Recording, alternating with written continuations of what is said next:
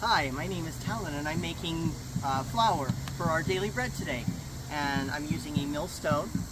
So a millstone hasn't changed very much in all the thousands of years that we've been using it. It's a sandwich of two stones. So there's a bottom stone and a top stone. And if you look at the bottom, you can see there are grooves.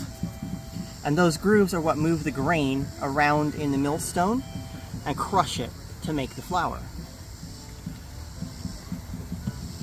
So to use the millstone, you take a little bit of whole grain. So this is how it would have looked before you started. And it goes in this middle hole right here. And there's a handle, and these two stones will turn.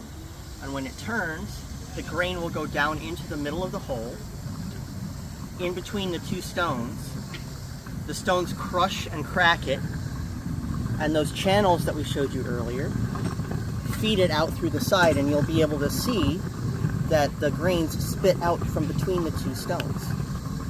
Now to get your flour, you would have to run it through 7 to 8 times because it just cracks it at first, and then you gather it up, you put it back in the hole, run it through one more time.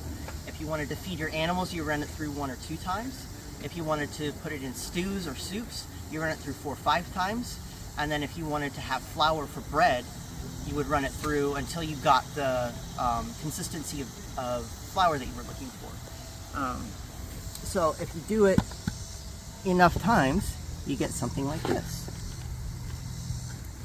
And with a little bit of water and salt, you make little pats and you put that on the fire, and that would be your bread for the day.